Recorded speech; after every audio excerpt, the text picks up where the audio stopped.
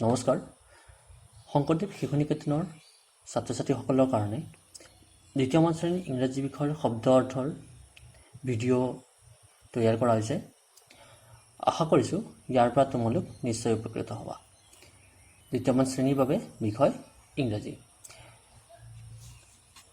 C লেটাৰৰ পৰা যিখিনি শব্দ আছে সেইবিলাকৰ ইংৰাজীত অৰ্থ ইয়াত প্ৰস্তুত কৰা হৈছে। পিকচাৰ ৱাইজত আহি যাব। তোমালোকে পিকচাৰবিলাক চাইও নিজে তোমালোকে পিকচাৰখিনি চাই প্ৰথমতে নিজেই অনুমান কৰি ল'ব পাৰিবা। আৰম্ভ কৰোঁ।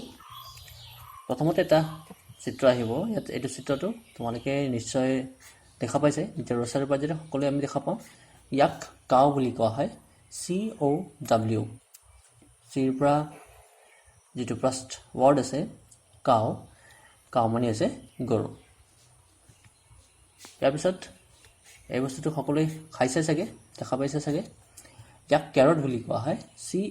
CARROT। কেৰট মানে হৈছে গাজৰ। ইয়াৰ পিছত এই জন্তুটো তোমালোকে দেখিবও পাৰা।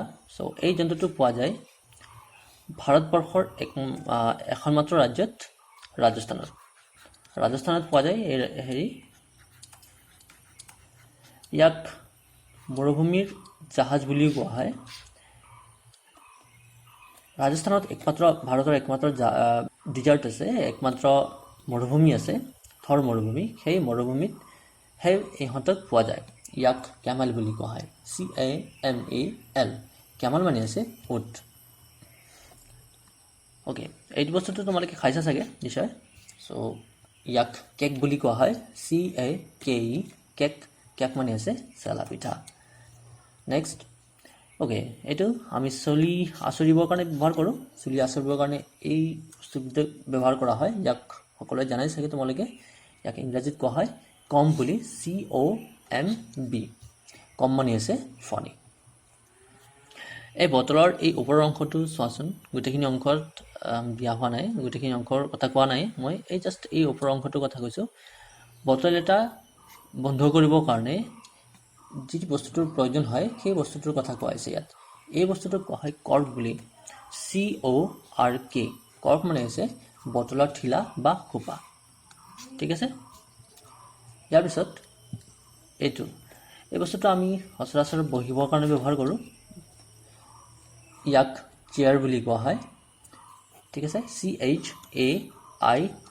চেয়াৰ মানে আছে চকী। চিৰ পৰা সিমানে শব্দ আছিলে। এতিয়া আহিছোঁ ডিলৈ। ডিত থকা যিখিনি শব্দ আছে সেই শব্দখিনিও আমি এবাৰ চাই লওঁ। প্ৰথমতে আমি এই পিকচাৰটোলৈ মন কৰোঁ। এনেকুৱা ব্যক্তি তোমালোকে নিশ্চয় ওচৰে পাজৰে দেখা পাই আছা।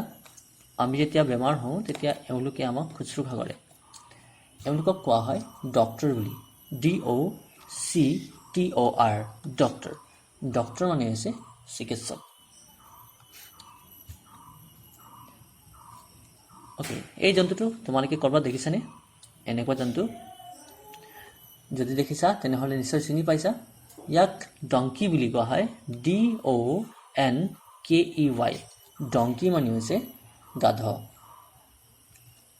অ'কে, সৰু সৰু ল'ৰা ছোৱালীৰ কাৰণে এইটো এটা অতি জনপ্ৰিয় খেলা বস্তু। এইটো চিনি নোপোৱাৰ কোনো কাৰণেই নাই।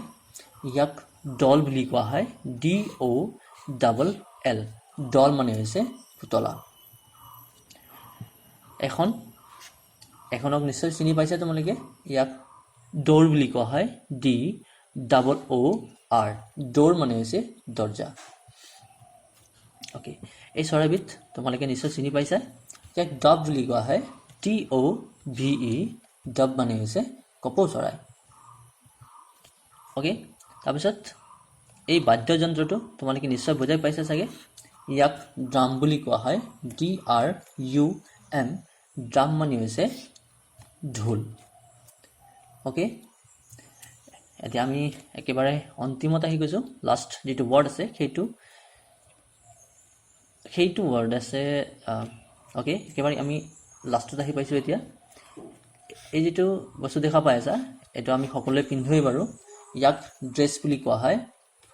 DRESS ড্ৰেছ মানে হৈছে সাজ পোছাক ঠিক আছে ছাত্ৰ ছাত্ৰীসকল তোমালোকে এইখিনি শব্দবিলাকৰ অৰ্থ নিজৰ নোটবুকত লিখি থবা আৰু মুখস্থ কৰি ল'বা সো আজিলৈ আহিছোঁ এইটো ভিডিঅ'ৰ ইমানতে অন্ত পৰিল তো ভিডিঅ'টো চাই কেনেকুৱা পালে নিশ্চয় জনাবা ধন্যবাদ থেংক ইউ